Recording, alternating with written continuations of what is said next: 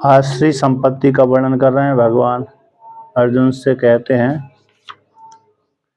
कि जो सामान्य व्यक्ति होता है, जीवात्मा है, वह अपनी जो वासनाएं हैं, चिंताएं हैं, उनकी चिंता नहीं, कामना कैसी है? असीमित है, परिमित नहीं है। इतनी ही कामना है, ऐसी सीमित नहीं की गई, बल्कि असीमित कामना है उनकी। ऐसे व्यक्ति जो असीमित कामना करने वाले हैं, उनकी कामना कब समाप्त होती है? जब तक उनका शरीर नहीं छूटता है, तब तक उनकी कामना बनी रहती है और कामना का उपभोग करते रहते हैं, कामना की पूर्ति के लिए चेष्टा करते रहते हैं। तो प्रलय पर्यंतक, मरण पर्यंतक ही उनकी कामना चलती रहती है। मरण में ही जाकर के अंत होती है। फिर अगली योनि जब प्राप्त हो जाती है तो उस अगली योनि फिर कामना करते हैं, और काम का उपभोग ही परम गति है।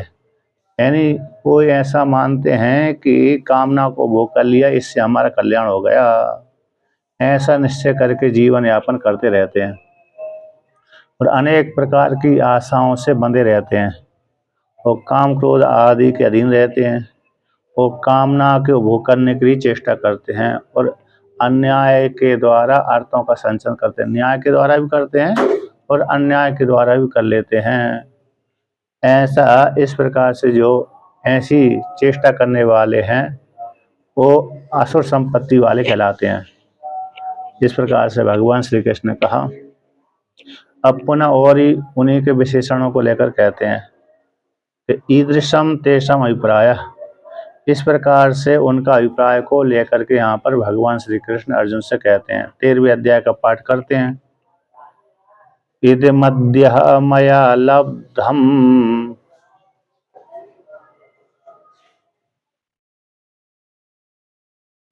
इमं प्राप्स्ये मनोरथम्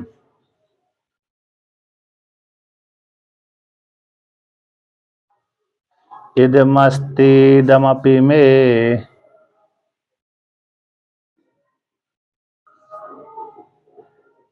भविष्यति पुनर्धनम्।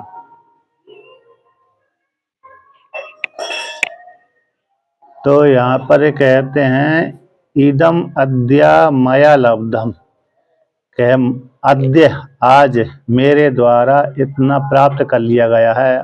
आज तक मैंने इतनी संपत्ति, ऐश्वर्य आदि को प्राप्त कर लिया है। आज तक, अद्य ने आज तक, इस प्रकार से लब्ध कर लिया मैंने। इमं प्राप्त से मनोरथम, अब आगे के मनोरथ को मैं प्राप्त करूँगा। जो मेरे मन की इच्छा है इतनी तो मैंने कर ली है, अब आगे की मनोरथ को पूर्ण करने के लिए मैं पुनः प्रयास करूँगा। तो मन को आनंद देने वाला, मन को प्रसन्न करने वाले जो मनोरथ होते हैं, उनको मैं भविष्यत काल में प्राप्त कर लूँगा। इदम अस्ति, इदम में भविष्यति, इतना धन मेरा है, मैंने संचय कर चुका हुआ हूँ। तो इदम में भविष्यति पुनर्धनम, और इतना धन और आगे संचय करूँगा। तो जो व्यापारी होते हैं ना, व्यापार करने वाले, बड़े बड़े व्यापार करने वाले कहते इतना मेरे धन कमा लिया, इतना और आगे व्यापार करूँगा, इतना और कमाऊँगा।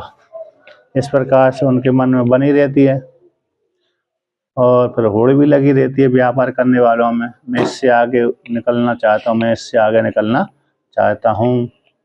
सामान्य बात है, लेकिन जो अहंकार से युक्त होकर के करता है तो बंधन के हेतु होता है। जो अहंकार से रहित होकर के कर्म करता है, व्यापार आदि करता है, तो उसको बंधन के हेतु नहीं बनते। तो इस प्रकार से भगवान ने कहा इतना मेरे ने प्राप्त कर लिया, इतना आगे मनोरथों को पूरा करूँगा, इतना धन मेरे पे है और इतना आगे मैं भविष्यत काल में कमाऊँगा, ऐसा वो मानते हैं। ऐसा मान करके जो जीवन यापन करते हैं तो उनको क्या करते हैं, अहंकार से युक्त होकर के तो धन, अरे दूसरे शरीर आदि की प्राप्ति उनको होती है। अब भगवान भास्कर इसको कहते हैं इदम द्रव्यम अद्य इदानीं मया लब्धम इमं च अन्यत् प्राप्स्ये मनोरथम मनस्तुष्टिकरम इदम च अस्ति इदम मे भविष्यति आगामिनी संवत्सरे पुनर्धनम तेन हम धनी विख्यातो भविष्यामि। तो यहाँ पर कहते हैं कि इदम द्रव्यम मया लब्धम इदानी, है जो धन है वर्तमान काल में मेरे द्वारा प्राप्त हो गया।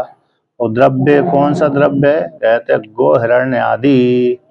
टीकाकार कहते हैं गो हिरण्य आदि। हिरण्य सोना होता है, गो यानी गाय हो गए। तो पहले का जो धन था, दो ही तो ज्यादा धन थे, गोधन था प्रधान, और हिरण्य आदि है, सोना चांदी आदि है। क्योंकि गौ से ही सारे कार्य होते थे। जितने भी जिसके पास में ज्यादा गाय होंगी उतना ही बड़ा वो धनाढ़ कहलाएगा।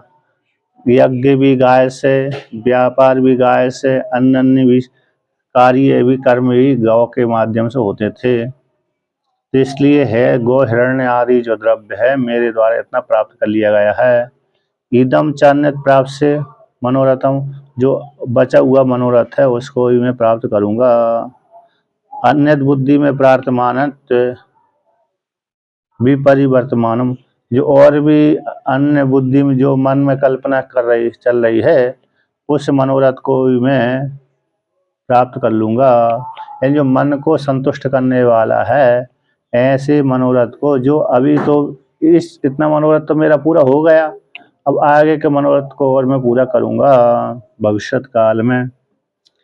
इदम चास्ति इदम में भविष्यति, इतना धन तो मैंने प्राप्त कर लिया और इतना धन मेरे को भविष्यत काल में, आगामिनी संवत्सर में, भविष्यत काल में जो संवत्सर आएगी उस संवत्सर में पुनर्धनम, तेन उस धन को कमा लूंगा, जिससे उस धन के माध्यम से जो आगामिनी यानी आगे आने वाली जो संवत्सर है उस संवत्सर में एक धन को मैं कमा लूंगा। उस धन के द्वारा, तेन यानी उस धन के द्वारा हम धनी विख्यात हो जाऊंगा। अतः मैं इस क्षेत्र में सबसे बड़ा धनाढ़ हूँ, इस प्रकार से विख्यात हो जाऊंगा। ऐसा वो मानते हैं। कौन मानते हैं? सामान्य जीव। अब आगे कहते हैं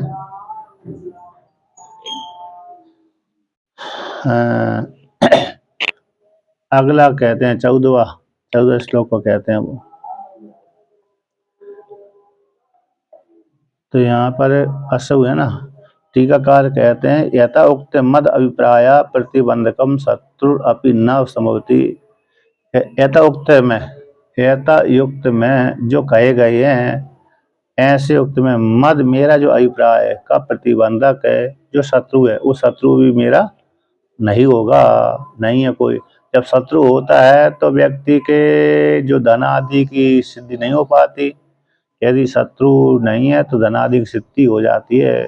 ऐसे कोई व्यापार कर रहा है तो व्यापार करने वाले के कोई पड़ोसी शत्रु नहीं है तो उसका धन भी अच्छा कमा लेते हैं वो। यदि व्यापार कर रहा है व्यक्ति और पड़ोस में शत्रु हैं तो धन कमाने में उसको कैसी कमी हो जाती है। इसलिए मेरा कोई शत्रु भी नहीं है, इसीलिए तो शत्रु थे तो मैंने मार दिए, है ना। इसको लेकर के और कहते हैं।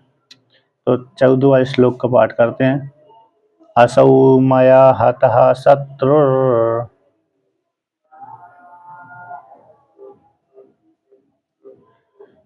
अनिश्ये चापरानपि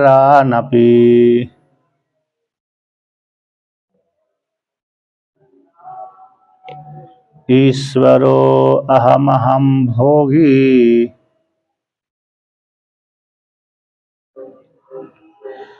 सिद्धोऽहं बलवान सुखी।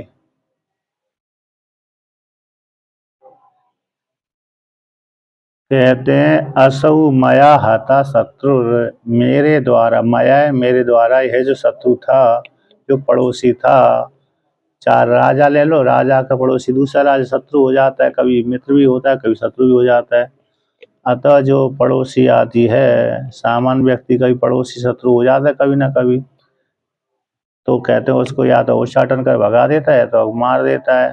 तो मेरे द्वारा जो मेरा जो शत्रु था उसको मैंने मार दिया। अनिश्चय चापरान अपनी, जो बच्चे कुछ हैं ऐसे शत्रु, उन शत्रुओं को मैं भविष्य काल में मार दूंगा। अप्राण अपनी, अप्राण शत्रु, शत्रुभा शत्रुन, जो दूसरे शत्रु बचे हुए हैं ऐसे शत्रुओं को भी मैं भविष्य काल में अनिश्चय मार दूंगा। ईश्वरो हम, मैं समर्थ हूँ, मैं ईश्वर हूँ, समर्थ हूँ, सभी के ऊपर शासन करने वाला हूँ। हम भोगी, मैं मेरे पास में सारे भोग ऐश्वर्य हैं, तो मैं इसलिए मैं भोगी हूँ, भोगने वाला हूँ। सिद्धू हम, यानी सिद्ध भी हूँ, अर्थात कैसा हूँ मैं समर्थ वाला हूँ, सारी ऐश्वर्य संपत्ति से मैं संपन्न हूँ। और कहते हैं पुत्र पौत्रों से भी संपन्न हूँ, बलवान हूँ। कैसे? पुत्र पौत्र आदि के माध्यम से मैं बलवान भी हूँ, और शारीरिक बल भी है और परिवार संबंधी बल भी है, और सुखी हूँ मैं। जब पुत्र पौत्र आदि सारे हैं, धन संपत्ति ऐश्वर्य, तो मैं सुखी हूँ। जब पुत्र पौत्र आदि नहीं है तो व्यक्ति फिर दुखी हो जाते। धन के होने पर भी पुत्र पौत्र आदि पैदा हुई ही नहीं, पुत्र आदि पैदा हुई नहीं, तो फिर व्यक्ति दुखी हो जाता है। इसलिए मैं सुखी हूँ, मतलब पुत्र पौत्र आदि से संपन्न हूँ, धन से भी संपन्न हूँ, ऐसा वो मानते हैं। अब आगे का वर्णन करते हैं। भगवान भास्कर कहते हैं, असौ देवदत्त नामा मया हतो दुर्जय शत्रु। कैसे? जो देवदत्त नाम का जो शत्रु था, बड़ा दुर्जय था, जिसको जीतना बड़ा कठिन था, ऐसे ऐसे जो देवदत्त नाम का जो शत्रु था, मेरे द्वारा, माया मेरे द्वारा तो मारा गया। अर्थात मैंने युद्ध में जा करके उसको हरा दिया, पराजित कर दिया, मार दिया। अनिश्चय च अपरान बराकान अपी, कहते जो शत्रु, दूसरे शत्रु थे, निकृष्ट थे। बराका बोलते हैं निकृष्ट को, अन्य कई अर्थ हैं, शिव जी का विशेषण भी है। तो निकृष्ट को हैं, जो सामने वाले शत्रु हैं वो, उनको भी मैं भविष्य काल में मार दूंगा। नज़दीक वाले जो शत्रु हैं उनको भी, दूर वाले शत्रु हैं उनको, जो कम वाले हैं, चाहे मध्यम बल वाले हैं, और चाहे अरे अधिक बल वाले हैं, उन सबको मैं मार दूंगा। इस प्रकार से कहा। अब कहते हैं तो कहते हैं, और कहते हैं किम एते करिष्यन्ति तपस्विनः सर्वतापि नास्ति मत तुल्यो ईश्वरो अहम भोगी सर्व प्रकारेण च सिद्धो हम संपन्नः पुत्रैहि पौत्रैर् नृप्तिर् न केवलं मानुषो हम बलवान सुखी च हम एव अन्य तो भूमि भार आए अवतीर्ण। कहते किम एते, इसके और भी क्या है कि इतने तो मैंने मार दिए, और भी अन्य को मार दूंगा। तो इस प्रकार से, तो एते जो मेरे शत्रु थे, जो निकृष्ट कोटि वाले थे। कैसे निकृष्ट कोटि वाले थे? ये मेरे क्या बिगाड़ लेंगे? तो जो तपस्या करते रहते हैं, ऐसे तपस्वी जो मेरे शत्रु बन गए हैं, वो मेरे क्या बिगाड़ सकते हैं? जो ज़्यादा भजन पूजा नहीं करते रहते हैं, ऐसे मेरा वो क्या बिगाड़ सकते हैं? तपस्विना सर्वता अपनी नास्ति मत तुल्यो, तो मेरे समान तो है भी नहीं है। मैं तो बलवान हूँ, पुत्र पौत्र आदि संपन्न हूँ। मत तुल्यो नास्ति ईश्वरो हम, मैं ईश्वर हूँ, अर्थात मैं उन सभी के ऊपर शासन करने वाला हूँ। और हम भोगी, मैं भोगने वाला हूँ, सभी प्रकार से मैं भोगने वाला हूँ और सिद्ध हूँ। कैसा? भोगी भी हूँ, भोग को भोगने से मैं भोगी हूँ, और सभी प्रकार से मैं सिद्ध हूँ। यानी हम संपन्न किससे संपन्न है? कहते पुत्रों से भी संपन्न है, पौत्रों से भी संपन्न है, पुत्र के पुत्र हो गया, पुत्र के पुत्र को पौत्र बोलते हैं, और उनके पुत्रों को और पौत्र बोलते हैं, नृप्ति बोलते हैं, नाती पोते आदि कहते हैं। नाती पोते आदि नप्त्री नाती, इन आदियों से मैं संपन्न हूँ। न केवलम मानुषम, मैं मनुष्य अकेला नहीं हूँ, है ना, मनुष्य संबंधी, मनुष्य जन्म, मनुष्य शरीर में पैदा हुआ थी, मनुष्य अकेले नहीं हो, बल्कि हम बलवान भी हूँ और सुखी हूँ, बलवान भी हूँ सुखी हूँ। सुखी चाह हम अन्य ये तो भूमि वाला, और जो दूसरे हैं कहते, और दूसरे तो कहते हैं ये भूमि भार, भूमि का भार के लिए, भूमि के भार को ढोने के लिए है, भूमि के भार हैं, भूमि के बोझ है। हिंदी में कहावत है ना, ये तो कौन है कैसे भूमि के बोझ हैं, पृथ्वी के बोझ हैं। जैसे घर का बोझ है ये तो, जो व्यक्ति कुछ नहीं करता है तो उसको घर वाले, माता पिता, भाई बंधु आदि कहते थे, पड़ोसी अड़ोसी पड़ोसी कहते थे घर का बोझ है ना। आपका तो नहीं बोला ममता जी, आपसे नहीं बोला, नहीं बोला किसी नहीं बोला तो ठीक है। तो कहते हैं अरे ये घर के बोझ हैं, ऐसे बोल देते हैं। तो इसी अगर भूमि भार अवतीर्णा, भूमि भार आए अवतीर्णा, जो मेरे क्षेत्र हैं ये तो भूमि के भार ढोने के लिए, भूमि के भार हैं, भूमि के भार रूप हैं। अर्थात ये कुछ करते धरते नहीं है, इसलिए जो कुछ करते धरते नहीं हो वो भूमि के भार कहलाते हैं। इस प्रकार से भूमि उनको भार को ढोती रहती है, ऐसा वर्णन कर दिया। अब आगे कहते हैं बलवान ओजस्वी सुखी रोग रहित। अतः सुखी शब्द का अर्थ किया यहाँ टीकाकार ने रोग से रहित है, बलवान है ओजस्वी है, सुखी रोग से रहित है, इस प्रकार से। अच्छा यदि अरे ईश्वर सामर्थ्य वाला नहीं है तो भोगों को नहीं भोग सकता। ईश्वर ऐश्वर्य से अतिरिक्त में कुतस्तेषां भोग सामर्थ्य, कहते ऐश्वर्य संपन्न नहीं है तो फिर व्यक्ति को, दूसरे व्यक्ति परेशान कर देंगे उसको। ऐश्वर्य संपन्न भी है, पुत्र पौधा आदि से भी संपन्न रहता है, इस प्रकार से। अब पुनः और भी कहते हैं यहाँ पर 15वें श्लोक में का पाठ करते हैं यहाँ पर। तो 15वें श्लोक में क्या कहते हैं, आड्येति आड्यो भी जनवानस्मि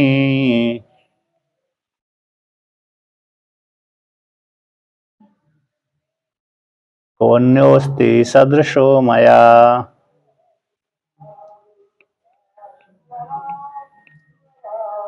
यक्षे दास्यामि मोदिष्य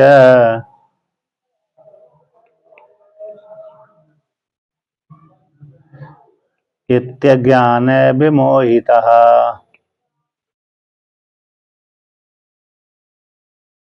तो यहाँ पर भगवान श्री कृष्ण कहते हैं अर्जुन से, हे पार्थ, और ऐसा भी मानते हो कौन, जो असुर संपत्ति वाले हैं। यहाँ पर मनुष्यों की चर्चा है, ये दोष दिखा रहे हैं भगवान श्री कृष्ण, मनुष्यों के ये दोष दिखा रहे हैं। इन तमोगुण वाले और रजोगुण वाले के दोष दिखा रहे हैं। कौन से हैं, किन प्रकार के व्यक्तियों के दोष दिखा रहे हैं भगवान, असुर संपत्ति वाले, राक्षस संपत्ति वाले, या तो तमगुणी होते हैं अथवा रजोगुणी होते हैं। तो रजोगुणी और तमगुणी वालों के दोष दिखा रहे हैं। तो ऐसे दोष देख करके सात्विक गुण वाले इनको त्याग कर दे, जिसको मोक्ष की इच्छा हो। ऐसा इन जो गुण जिसमें पा रहे हैं, यदि उसमें ही पा रहे हैं तो उनको त्याग कर दे, ऐसा कहने का अभिप्राय है। अब आगे कहते हैं कि आड्यो एंड धनाढ़ में कैसा हूँ, आड्य शब्द का अर्थ होता है धनाढ़, धन के द्वारा मैं धनाढ़ हूँ। अभिजनवान अस्मि, अभिजानवान अस्मि नहीं, मैं बहुत संपन्न वाला हूँ, श्रोत्रियत्वादि से संपन्न हूँ, उच्च कुल वाला हूँ, उच्च कुल में पैदा हुआ हूँ। उच्च कुल में पैदा अकेले होना ही अकेले काफी नहीं है, लेकिन मैं कैसा हूँ, अरे सुसंपन्न भी हूँ, कुशल भी हूँ, योग्यता वाला भी हूँ, योग्यता वाला भी हूँ, योग्य भी हूँ, धन आदि से भी संपन्न हूँ, शिक्षित भी हूँ। कैसा हूँ, सारे गुणों से संपन्न हूँ, शिक्षित हूँ, अच्छे घर में पैदा हुआ हूँ। ऐसे वहाँ पर एक छांदोग्य उपनिषद में आता है, छांदोग्य उपनिषद में श्वेत केतु से उद्दालक जी कहते हैं कि हे पुत्र, हमारे कुल में ऐसा कोई नहीं पैदा हुआ जो ब्रह्म बंधु संज्ञा हो, जिसकी हो। क्या संज्ञा हो, ब्रह्म बंधु। हाँ, तो ब्रह्म बंधु संज्ञा कहते मेरी कैसे हो रही है? उन्होंने कहा कि हमारे कुल में अभी तक ऐसा कोई पैदा नहीं हुआ जिसको ब्रह्मबंधु संज्ञा पड़े। आता एक उलाहना दें कि देखो देखो, ये इतने अच्छे कुल में पैदा हुआ लेकिन शिक्षित है ही नहीं, मूर्ख ही पैदा हो गया। ब्राह्मण तो है लेकिन ब्राह्मण होने पर भी उस ब्राह्मण संबंधी कर्म नहीं करता है, इसलिए उसकी संज्ञा ब्रह्मबंधु हो जाती है। यानी जिस कुल में लिया है उस कुल संबंधी आचरण न करने से, धर्म अनुष्ठान आदि न करने से उसकी संज्ञा उस नाम उस वर्ण वाली हो जाती है। तो ये ब्रह्मबंधु का अर्थ हो गया, निंदा अर्थ में है कि ब्राह्मण कुल में तो पैदा लिया हुआ लेकिन ब्राह्मण संबंधी कर्म नहीं करता, गुरुकुल में गया नहीं अध्ययन करने के लिए, कर्मकांड उपासना ज्ञान कांड आदि के विषय में, अथवा वेदों का स्वाध्याय नहीं किया और उपनयन संस्कार आदि भी नहीं कराया, तो उसकी ब्रह्मबंधु संज्ञा हो जाती। उसी प्रकार क्षत्रिय आदि की भी, क्षत्रिय भी है, वैश्य आदि शूद्र आदि भी है। तो जिस कुल में पैदा हुआ, कुल में पैदा होने के बाद गुरुकुल आदि में नहीं गया, शिक्षा नहीं ली, फिर उस प्रकार के कार्य नहीं किया वर्ण संबंधी, तो क्षत्रिय बंधु, वैश्य बंधु, शूद्र बंधु, ब्राह्मण बंधु, क्षत्रिय बंधु, वैश्य बंधु और शूद्र बंधु ये निंदा अर्थ में आते हैं। फिर कहीं कहीं बंधु शब्द बांधवों का ही वाचक होता है, तो यहाँ पर सभी बांधव कुल मुलान है तो वहाँ भी बंधु शब्द से ही बांधव हो जाता है, तो सम्मान अर्थ में होता है। लेकिन बंधु शब्द यहाँ पर जहाँ कहीं कहीं भी निंदा अर्थ में हो जाती है। तो यहाँ पर कहते हैं कि मैं बंधु बांधवों से संपन्न हूँ, सारे गुणों से संपन्न हूँ। को अन्य अस्ति सदृशो मया, मेरे समान और कौन हो सकता है? अन्य दूसरा व्यक्ति मेरे सदृश नहीं हो सकता। भगवान ने भी कहते हैं ना, भगवान भी कहते हैं मेरे मेरे समान ही कोई नहीं है तो मेरे श्रेष्ठ कौन हो सकता है? मत सदृशो तुल्यो न अस्ति, तो को अन्य श्रेष्ठा, है ना। ना समस्तो, ना समस्तो भेद भेदिका अभ्यधिका, ना समस्तो अभी अधिका, समान ही नहीं है मेरे समान ही जब कोई नहीं है तो अधिक होने की तो बात ही क्या है। इस प्रकार से भगवान श्री कृष्ण ने कहा ऐश्वर्य दिखाने के कारण काल में 11वें अध्याय में लगभग 11। तो कहते उसी प्रकार से मानते हैं, कहते मेरे सदृश कोई दूसरा है ही नहीं है। ना अन्य अस्ति सदृशो मया, मेरे जैसा कोई दूसरा नहीं है। क्यों? मैं धनाढ़ भी हूँ और धन संपत्ति आदि से भी संपन्न हूँ, पुत्र पौत्र आदि से भी संपन्न हूँ और श्रोत्री आदि गुण से भी विशिष्ट हूँ, इसलिए मेरे जैसा कोई दूसरा नहीं है। और कहते हैं यक्षे, मैं दान करता हूँ, यजन करूँगा, याग आदि के माध्यम से दान क्या करूँगा? यज्ञ करूँगा, यज्ञ करता हूँ। यक्ष हम यक्ष करता हूँ, यानी दान यज्ञ आदि करता रहता हूँ। अग्निहोत्र आदि जो भी कर्म है मैं करता रहता हूँ, यज्ञ आदि करता हूँ, यजन आदि करता रहता हूँ। और दास्यामी, मैं देता रहता हूँ, धन का दान करता रहता हूँ। और कहते हैं जो नृत्य आदि जो आते हैं ना मेरे पास में मेरी प्रशंसा करने के लिए, तो उनको मैं देता रहता हूँ। जो मेरी प्रशंसा करने से राजाओं को उठाने के लिए नट आदि आते हैं, तो नट आदि को जो राजा के घर वो राजमहल से उनके लिए जो संगीत आदि सुनाते हैं उठाने के लिए, तो उनको दक्षिणा दी जाती है उस काल में। उसी प्रकार से यहाँ पर भी कहते दास्यामी, जो मनोरंजन करने के लिए नट आदि आते हैं उनको मैं देता हूँ। मोदिष्य, जब दान दिए मनोरंजन होता है तो प्रसन्नता भी जाती है, तो मैं मोदिष्य, एक छे दास्यामी मोदिष्य इति, इस प्रकार से। तो कहते इति अज्ञान में होता, अज्ञान से मोहित होते हुए ऐसा चिंतन करते रहते हैं, ऐसे अज्ञान से मोहित होते हुए विचार भी करते हैं, चिंतन भी करते रहते हैं, अपने को श्रेष्ठ आदि मानते रहते हैं। ये सारे किसके धर्म हैं? ये सारे धर्म हो गए असुर संपत्ति, राक्षस संपत्ति और मनुष्यों की सामान्य जो ऐसी संपत्ति वाला है, तो मतलब राक्षस असुर संपत्ति वाली है, अगले जन्म की प्राप्ति में हेतु वाले ही है। ऐसा वर्णन किया भगवान ने अर्जुन से कहा।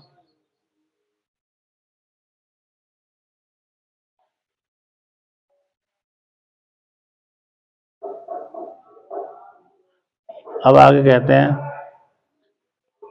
आड्यो भगवान भास्कर इसका व्याख्यान करते हैं। आड्यो धनेन अभिजनेन अभिजनवान सप्तपुरुषम श्रोतृत्वादि संपन्नस्य तेन अपि न मम तुल्यो अस्ति कश्चित् को अन्यो अस्ति सदृशस्य तुल्यो मया। कहते हैं आड्यो यानी धनाढ्य, धन के द्वारा मैं संपन्न हूँ, धन से संपन्न हूँ।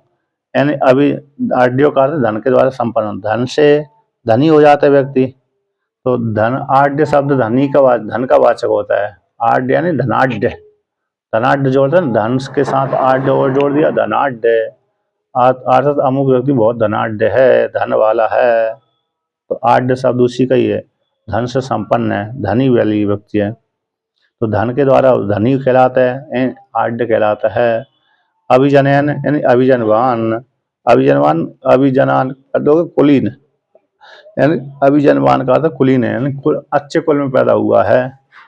और अच्छे कुल में पैदा है कि सप्त पुरुषम सूत्रित आदि संपन्न है, यानी इस कुल में बढ़िया बहुत पुरुष हैं, बहुत पुरुष हैं और श्रोत्रिय आदि से संपन्न है, सारे वैदिक हैं, यानी पढ़े लिखे हैं, कोई मूर्ख नहीं है। ऐसे बहुत से कहते हैं कि हमारे कुल में तो सारे पढ़े लिखे हैं, सारे नौकरी करने वाले हैं। बहुत से लोग कहते हैं, होता भी है। जो व्यक्ति किसी विभाग में हो गया, उस विभाग वाले व्यक्ति को फिर अपने बच्चे आदि किसी विभाग में लगा लेते हैं, परिवार आदि को लगा लेता है। तो कहते हैं हमारे परिवार सारे इस विभाग वाले हैं, इस नौकरी करने वाले हैं। उसी प्रकार से यहाँ पर भी कह दिया कुलीन वाला हूँ, कुलीन वाले हैं। और सप्तपुरुषम, सप्त 7 पुरुषम, यानी सारे जो जितने भी हैं हमारे घर में सारे कैसे सुसंपन्न शिक्षित हैं और श्रोत्रित्व आदि गुणों से संपन्न है, यानी शिक्षित शिक्षा वाले हैं। शिक्षा वाले होने से कोई मूर्ख नहीं है हमारे घर में, पैदा नहीं हुआ, इस प्रकार से मानते हैं। और कहते हैं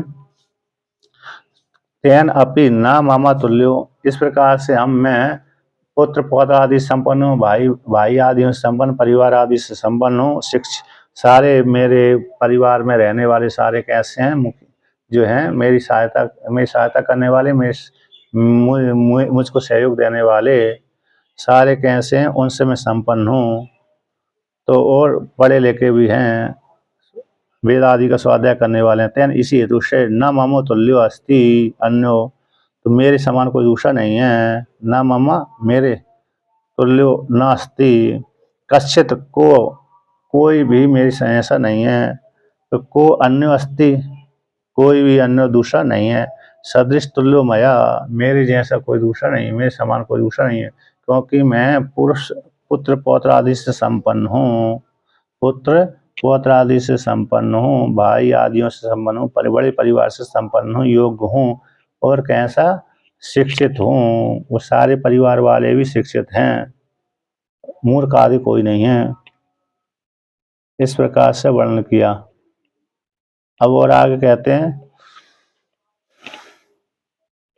तो कहते हैं मया किंच, और भी यक्षे याज्ञेन अपि अन्यान अभि भविष्यामि दास्यामि नटादिभ्यो मोदिष्ये हर्षं च अतिशयं प्राप्स्यामि इति एवं अज्ञान विमोहिता विविधम अविवेक भावम आपन्ना।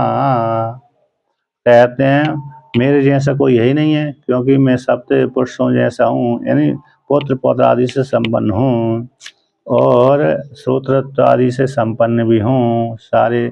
इस प्रकार से यक्षे यानी याग के द्वारा मैं यजन करता हूँ, याग के द्वारा इन कर्मकांड आदि के माध्यम से मैं दान पुण्य आदि भी करता हूँ, यजन करता रहता हूँ और करवाता हूँ। कहते अन्यान अभी भविष्यामि, कि दूसरों को यज्ञ के द्वारा मैं दबा दूंगा। देखो दूसरा वाले व्यक्ति कैसे दब जाता है दूसरे के यज्ञ। एक व्यक्ति यज्ञ करता है, वह व्यक्ति दूसरे को दबा देता है। तो कहते इसी प्रकार दबा देते, अमुक व्यक्ति ने बहुत यज्ञ किए, इसके जैसा दूसरा कोई नहीं कर सकता। जिसने 100 यज्ञ किए हैं, उस 100 यज्ञ करने वाला व्यक्ति ने 50 यज्ञ वाले को दबा देता है। अरे तुमने तो 50 ही किए, मैंने तो 100 कर लिए, तो मैं ज़्यादा हो गया कि नहीं हुआ। तो ऐसा इस प्रकार से वो दबा देते हैं, भली झगड़ा नहीं करते लेकिन इस प्रकार से दबा देते हैं।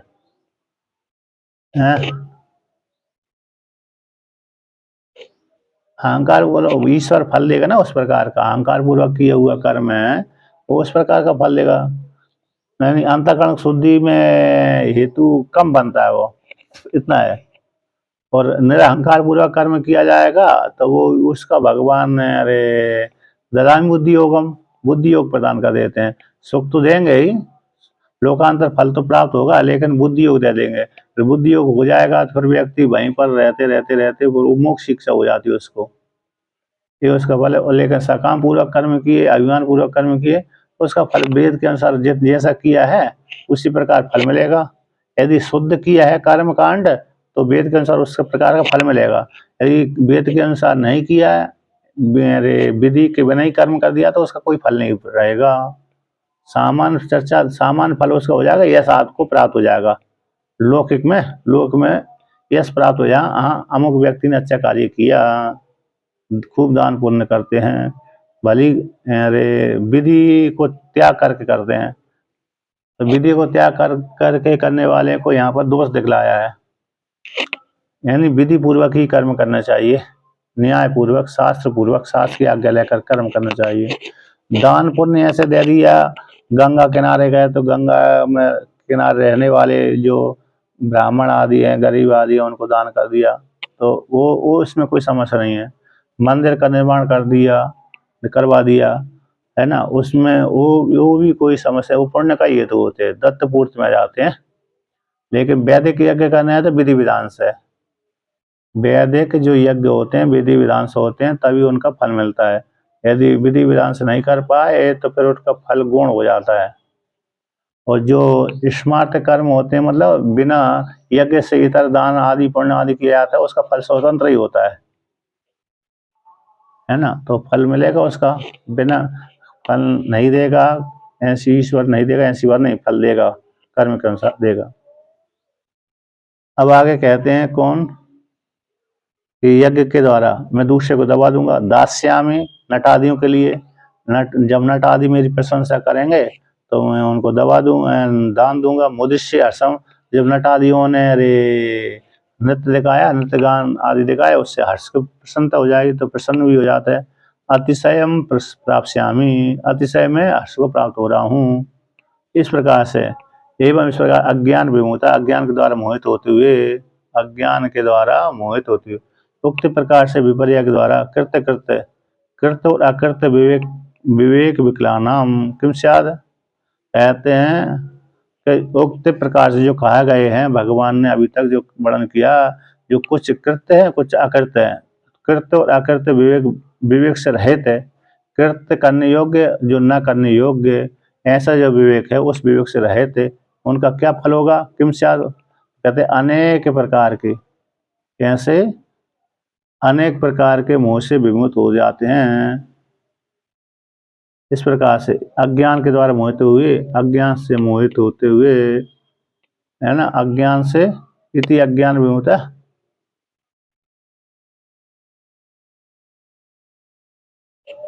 अज्ञान से मोहित होते हुए वो विचरण करते रहते हैं। क्या करते हैं, अज्ञान के द्वारा मोहित होते हुए, तो अज्ञान विमुक्त है नहीं, अज्ञान विमुक्ता एवं विविधम अविवेक अभाव, विभिन्न प्रकार के अविवेक का भाव से संपन्न रहते हैं, अज्ञान के भाव से संपन्न रहते हैं, इस प्रकार से, है कि नहीं। आने का आगे क्या है, आने के मैं आगे का पाठ कर रहा था, सोच रहा था। तो इस प्रकार से यहाँ पर वर्णन कर दिया। अर्थात अरे नट आदियों के लिए दान वो दे देते हैं, प्रशंसा करते हैं, और जब प्रशंसा होगी तो फिर व्यक्ति को मन में प्रसन्नता हो जाती है, हर्ष हो जाता है। इस प्रकार से अनेक प्रकार से अज्ञान के द्वारा मोहित होते हुए विभिन्न और विवेक के अभाव से संपन्न होकर के जीवन यापन करते रहते हैं, ऐसा भगवान श्री कृष्ण ने अर्जुन से कहा। अब आगे कौन सा 16वां श्लोक का पाठ करते हैं, हाँ 16। अनेक चित्त विभ्रांता,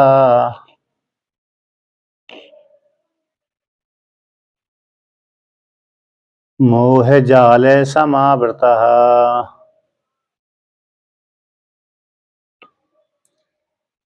प्रसक्तः काम भोगेषु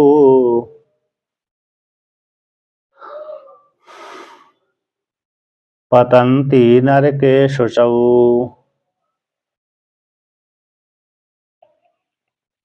तो कहते हैं अनेक चित्त जो दिखलाए गए हैं विभिन्न प्रकार के, यक्षे दास्यामि मोदिष्यामि आड्यो अभिजानवान अस्मि, कौन मेरे जैसा है इत्यादि जो दिखलाए गए, इस प्रकार के चित्त से विभ्रांत होते हुए, अज्ञान से मोहित होते हुए और मोह जाल से आवृत है। मोह जाल मोह ही जाल है। मोह ही जैसे मछली को पकड़ने वाला जाल होता है ना, मछली को पकड़ने के लिए एक जाल बनाते हैं जो निषाद आदि है, उसी प्रकार से यहाँ पर मनुष्यों को फंसने के लिए कौन सा जाल है?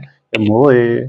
तो मोह ही जाल है। तो मोह जाल से आवृत होते हुए स्वरूप को ढांक लिया। तो मोह जाल से आवृत होते हुए कह काम भोगेषु प्रसक्ता, कामनाओं के भोग में आसक्त होते हुए ऐसे व्यक्ति जब कर्म का सेवन करते हैं तो नरके अशुचु पतंती, नरक अपवित्र वाले नरक में गिर जाते हैं। इस प्रकार से अतः संसार की प्राप्ति उनको बनी रहती है, कल्याण उनका नहीं हो पाता ऐसा इस प्रकार से जो करते हैं। तो इस प्रकार से भगवान ने कहा।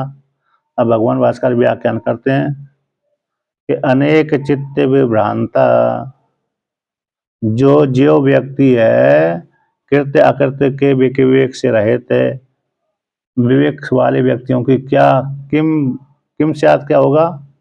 विवेक कृत्य जो करने योग्य है, जो करने योग्य नहीं है, ऐसे जो विवेक है उससे रहित वाले व्यक्तियों को क्या होगा? तो कहते हैं अनेक चित्त विभ्रांता, अनेक चित्त से विभ्रांत हो गए।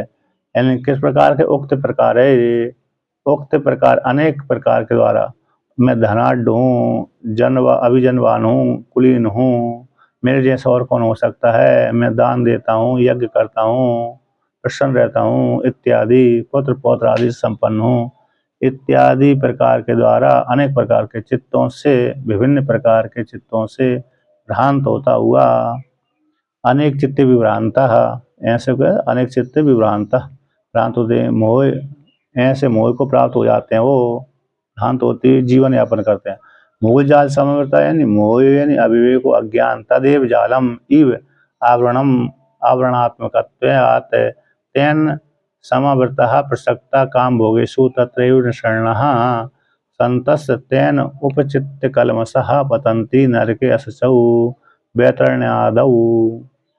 कहते हैं अनेक चित्त से विभ्रांत होते हुए ऐसे वो व्यक्ति है। और मोह जाल समवर्ता है ना, मोह यानी अविवेक अज्ञान, वह ही अज्ञान ही जाल है, जाल के समान जाल है। जैसे अज्ञान ने सूर्य को ढांक लिया, उसी प्रकार जाल जैसे मछली को पकड़ लेता है, ढांक लेता है, उसी प्रकार से मोहरूप जो अज्ञान है, अविवेक है, वह ही उसने जीव के स्वरूप को ढांक लिया। आवरण जैसे जाल आवरण वाला होता है, उसी प्रकार से मोह भी आवरण वाला होने से तो कैसा हो गया? आवरण वाला होता है, इसलिए जीव की जीव संज्ञा बनी रहती है। इस आवरण वाला होने का स्वरूप को न ज्ञान होने के कारण, इसी हेतु से उससे युक्त अज्ञान से आवृत होने के कारण समवर्त रहते हैं, उससे युक्त रहते हैं। प्रसक्ता काम भोगे में प्रसक्त रहते हैं। अर्थात तत्रैव निषण्णा, भाई निषण्णा संता, काम भोग में ही आसक्त रह करके सेवन उसी का करते रहते हैं। तो तेन इस प्रकार उचित कलमसा, उससे कामों भोग से उपचित कलमस वाले हो गए, यानी कामना से युक्त चित्त वाले हैं, कामना से युक्त चित्त वाले वो हैं। इस प्रकार से ऐसे कामना से युक्त चित्त वाले होते हुए, कलमस वाले हुए, उपचित कलमस है, कलमस यानी बोलते पाप है। तो इस प्रकार के अहंकार आदि से युक्त होकर के, दर्प आदि से युक्त होकर के जो कर्म का सेवन करते हैं और वेद से भीतर न होकर के, तो वे अशुचि वाले नरक में गिर जाते हैं, वैतरणी आदि नदी को पार नहीं कर पाते। जो वैतरणी नदी होती है ना, उसको पार करना पड़ता है। तो उसको कैसे पार करते हैं? तो गीता प्रेस की पुस्तक में तो आया है, गाय की पूंछ पकड़ करके पार कर लिया जाता है वैतरणी नदी को।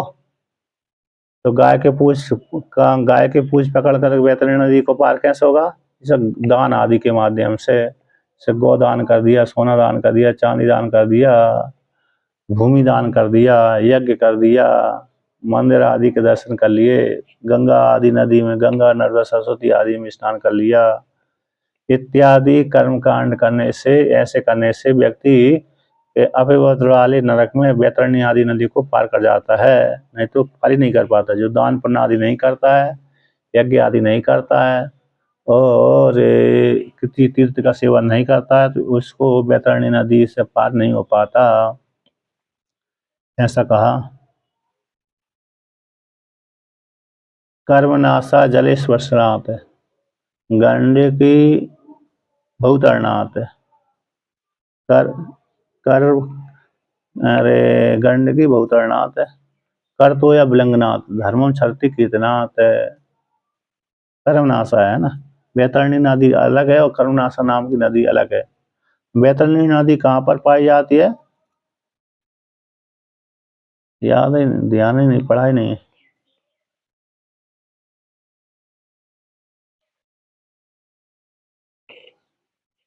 नहीं, पृथ्वी पर भी है, पृथ्वी पर ही वैतरणी नाम की नदी होगी, कहीं ना कहीं तो है। हैं? कर्मनाशा तो यूपी, उत्तर प्रदेश और बिहार में बहती है। उत्तर प्रदेश से हिमालय आदि से निकली होगी, उत्तर प्रदेश से होकर के बिहार में बहती, पर गंगा में जाकर मिल जाती है। एक स्वामी जी कह रहे थे, मैंने तो गंगा कर्मनाशा जल स्पर्शनाथ, कर्मनाशा के जल के स्पर्श से व्यक्ति को अरे कर्म नष्ट हो जाते हैं, तो पुण्य कर्म नष्ट हो जाते होंगे, ऐसा वर्णन आता है। धर्म सत्य कीर्तनाथ है, जैसे धर्म का कीर्तन करने से धर्म का नाश हो जाता है। तो एक स्वामी जी कह रहे थे, मैंने तो उसमें खूब नहाया था। हैं? हाँ, उसमें ऐसा ही आता है, कर्मनाशा जल स्पर्शनाथ है, कर्मनाशा के जल के स्पर्श करने से कर्मों का नाश हो जाता है, पुण्य कर्मों का नाश हो जाता है, ऐसा लोग कहते हैं। पुण्य आता पाप कर्म सामान बोलेंगे तो दोनों पाप भी नाश हो जाएंगे, पुण्य भी नाश हो जाएंगे। तो एक स्वामी जी, मैं जिन स्वामी जी की सेवा करता था, पुनिया वाले स्वामी जी के, तो कहते थे मैंने तो उसमें स्नान किया, सारे पापों को सारे कर्मों को नाश कर दिया, सारे पाप भी नाश हो गए, पुण्य भी नाश हो गए, तो मुक्त हो गए। जिसके पाप और पुण्य दोनों ही नाश हो जाए उसको मुक्त हो जाता है। तो ऐसे कहते, वो कहते मैंने खूब नहाया उसमें, दोनों ही बंधनकारी कहलाते हैं। तो ऐसा है, आप त्याग जरूर देना दोनों पिंजरों के, है ना। बिहार बिहार में है और का, और हाँ करे आई और का, अभी अच्छा पानी होगा उसमें। तो देख उसमें कहते हैं कर्म बैतरणी आदि नदी, बैतरणी नदी भी कहीं ना कहीं तो होगी, कहीं मालूम नहीं कहाँ पर बहती है। हाँ, अब देखिए इतना वर्णन 16 का वर्णन कर दिया, अब 17वें श्लोक का वर्णन करते हैं। आत्मा इति, अतः जो इस प्रकार सेवन करते हैं अहंकार आदि से तो करके वो बंधन को प्राप्त होते हैं। कहने का तात्पर्य ये है। और भी कहते हैं, आत्म संभावित स्तब्ध,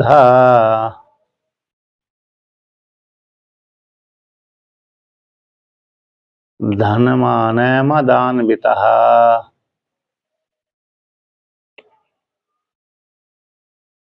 यजन्ते नाम यज्ञैस्ते,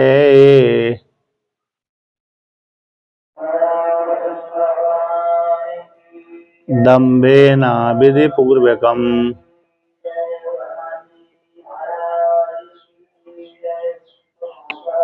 कहते आत्म संभावित, अपनी आत्मा की प्रशंसा करवाना। किसकी? अपनी स्वयं की प्रशंसा करना। तो अपनी जैसे बड़ाई लोग आप सुनते रहते हैं ना, बड़ाई सुनने का आदत है, नेताओं को ज्यादा आदत होती है। नेताओं को क्या होती है, कोई हमारी प्रशंसा करता रहे, सामान्य होती है। इसको लोकेशना बोलते हैं। क्या बोलते हैं? लोकेशना। तो सबसे बड़ी मोक्ष की प्राप्ति में सबसे बड़ी हानि अवरोधक यही होती है, लोकेशना। व्यक्ति लोकेशना, जैसे जिसने धन का त्याग कर दिया, पुत्र का त्याग कर दिया, पत्नी का भी त्याग कर दिया, जैसे महात्मा बन गए ना, महात्मा, तो बहुत से महात्मा अब महात्मा बन गए तो पत्नी पुत्र आदि का त्याग हो ही गया, धन का भी त्याग कर देते हैं धीरे से। अरे लास्ट में आती लोकेशना, पुत्रेषणा वित्तेषणा दोनों का त्याग कर लोकेशना। तो लोकेशना जब किसी पद पर मिल जाते हैं ना, पद है, तो फिर वहां पर पद पे बहुत सम्मान मिलता है। जैसे कोई मंडलेश्वर बन गया, महंत बन गया, अन्य बन गया, तो लोग प्रणाम करते रहते हैं। तो वो प्रणाम को स्वीकार करते करते करते एक रस आने लगता है। अब वो रस उनको फंसा देता है कि नहीं? तो वो सुनना चाहते हैं कि हमारी कोई प्रशंसा करता रहे, जय जयकार करता रहे, आज्ञा का पालन करता रहे। तो ये बोलते आत्मसंभाविता लोकेशन है। किसने? मलुक पिताजी क्या बताया था?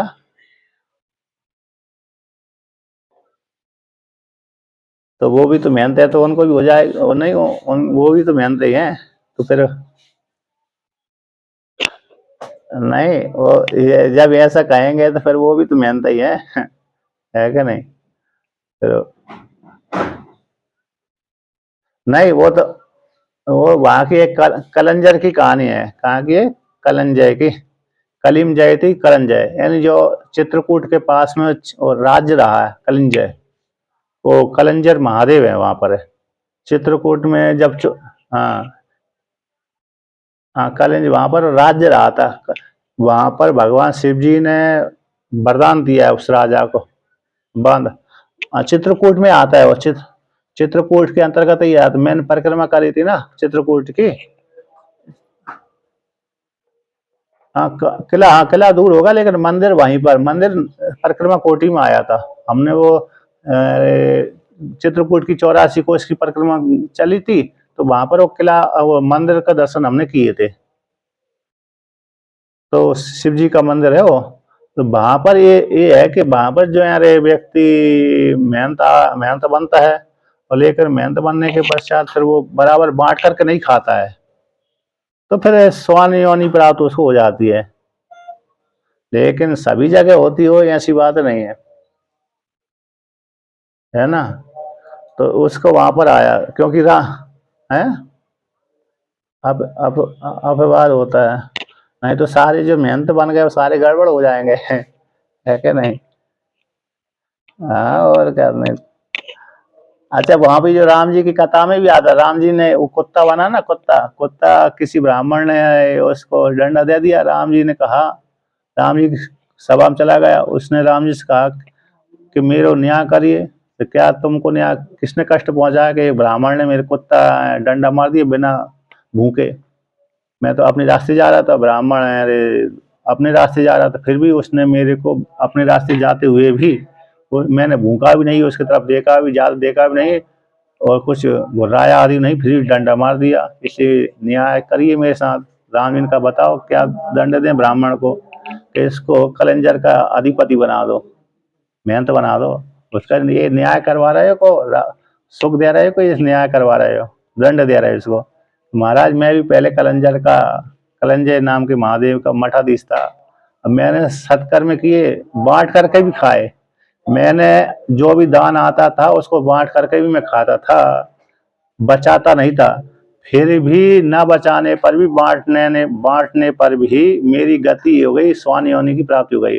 और ये तो जो ब्राह्मण है वो क्रूर है, तो ये तो निश्चित रूप से वो कुत्ता योनि को जाएगा ही। तो इसलिए आप वो ही इसको पद दे दो। तो राम जी ने पर है क्या? हाँ, हाँ वाल्मीकि रामायण की कथा है, कथा हकीकत कथा है, रामायण में आती है। इसलिए वो राम जी ने फिर उसको वहां पर मेहनता ही दी उसको, ब्राह्मण को। तो भविष्य काल में बना होगा, क्योंकि स्वानियों ने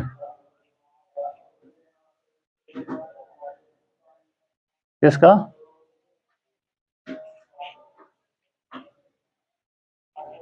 हमें मालूम। हाँ ऐसी। अच्छा जी जी। हाँ हाँ शुरू से। नहीं नहीं, सही सर। पहले 2-3 जगह थे ना, वो 2-3 जगह के महत्व बने, बेंत बने थे वो, तो इसलिए ऐसा हो गया। तो मतलब ये है कि सामान्य है, तो जो भी धन आदि का आता है मेहनत को करता रहता है कि बांट मिल बांट कर खाना चाहिए। अकेला अकेला नहीं खाना चाहिए, नहीं तो दोष लगेगा। तो इसका एक तात्पर्य होता है। तो इसलिए यहाँ पर तो आत्मसंभाविता का अर्थ हो गया अपनी प्रशंसा सुनना, कि अपनी बड़ाई करना। इसको लोकेश नाम आता है स्तब्ध। स्तब्ध यानी किसी के आगे न झुकना, दूसरे को झुकाना लेकिन स्वयं न झुकना, स्तब्ध है। और धन मान मदान्विता, धन है तो मान आएगा, अहंकार आएगा, उस अब अहंकार आ गया तो उससे ही मद आएगा। तो धन मान मद से अन्वित रहते हैं। धन के द्वारा जो अहंकार आता है और अहंकार के माध्यम से मद भी आ जाता है।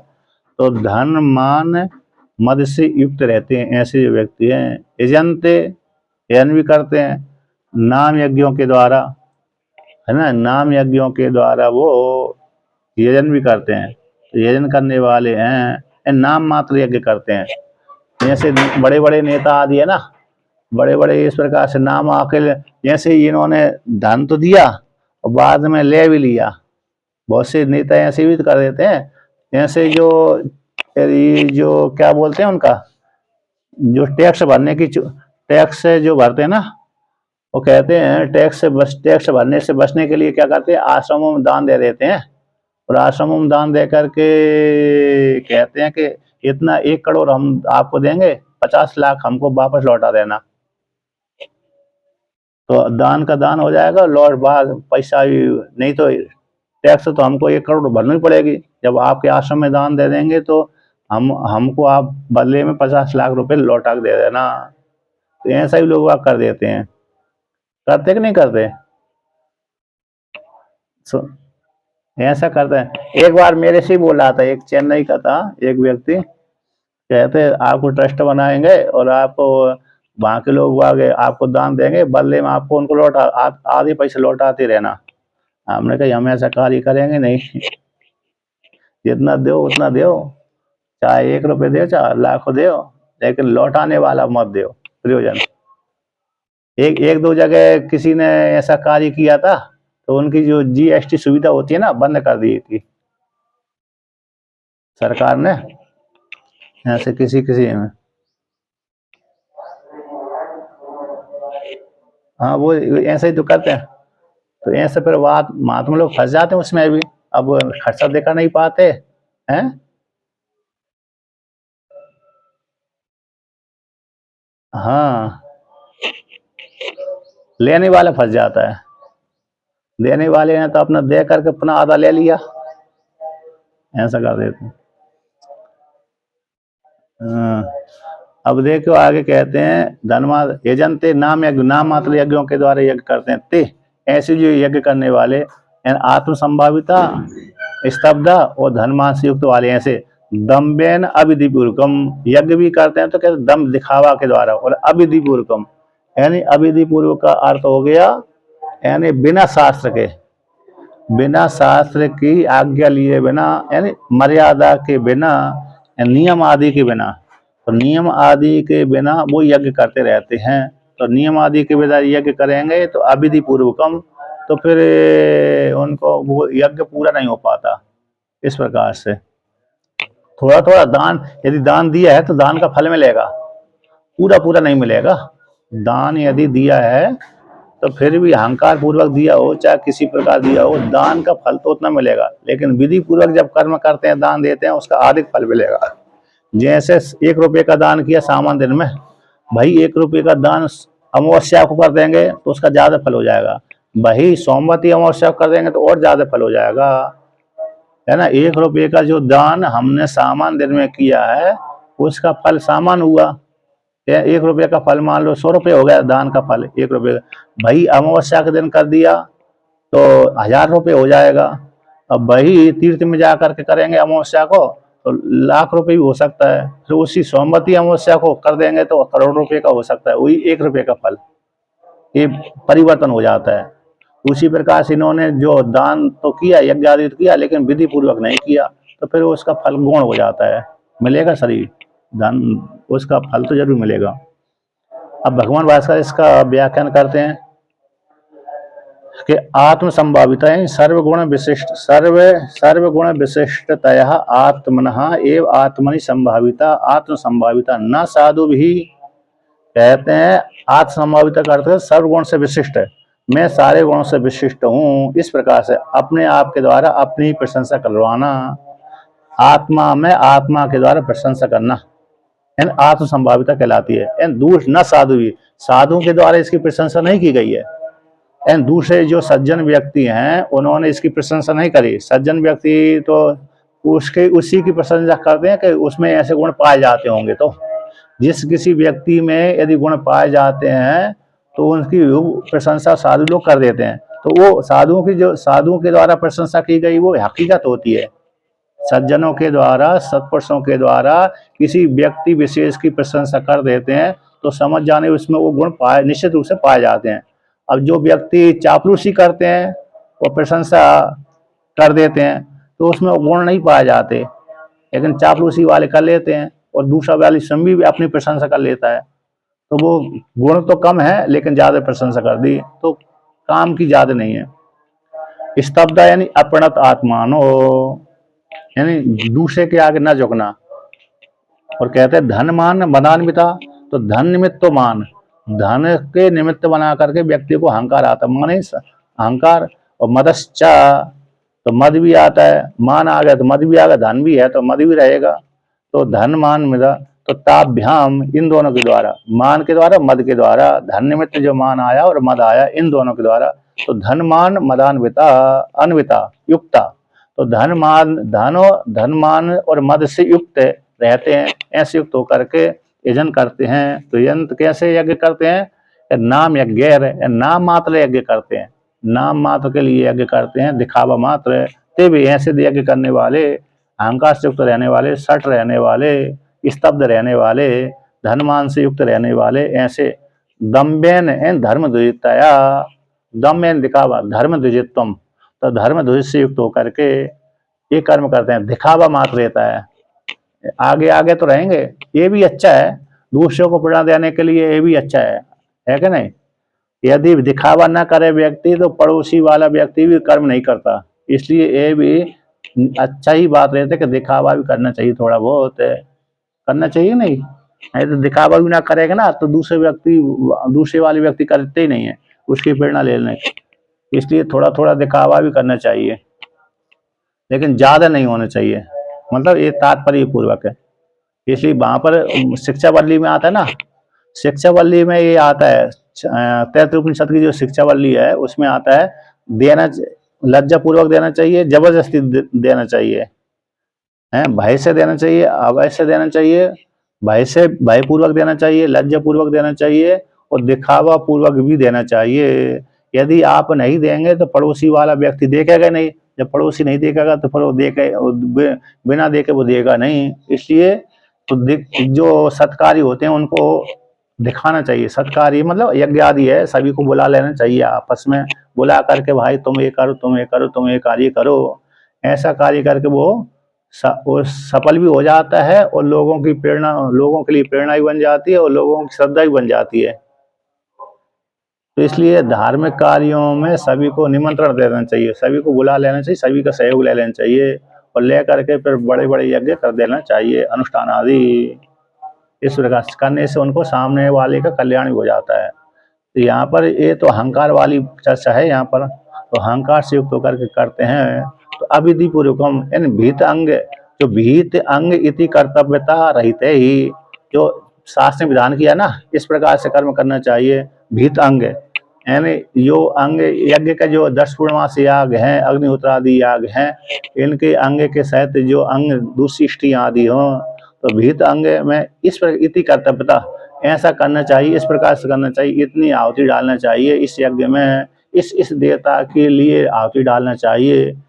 तो इस प्रकार से घी की आहुति या तो जौ की आहुति या तो लपसी की आहुति आदि डालना चाहिए, पुरोडास आदि बनाना चाहिए, इत्यादि जो विधान किए गए वेद में, तो उन विधि के विधान से रहित होकर के कर्म करते हैं।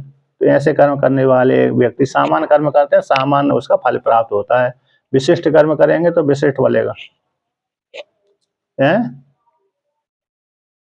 पुरोडास मतलब ये जौ चावल आदि का उसको प्रोड़ा संज्ञा हो जाती है, उसकी जौ का है लपसी बना लिया, अन्न अन्न का बना दिया। तो इस प्रकार से भगवान देवता के लिए, देवता के निमित्त से बनाया तो देवता पर आहुति छोड़ दी उसमें। यज्ञ, यहाँ यज्ञ में संज्ञा हो जाती है उसकी, जौ की लपसी बनाना, चावल आदि की है, चावल का पिंड बनाना और देवताओं को दे देना, ये प्रोड़ा सारी संज्ञा हो जाती है। तो इस प्रकार से भगवान ने अर्जुन से भगवान श्री कृष्ण ने अर्जुन से कहा, भगवान भास्कर ने इस प्रकार से व्याख्यान किया। अब आगे का पाठ फिर कल कराइएगा।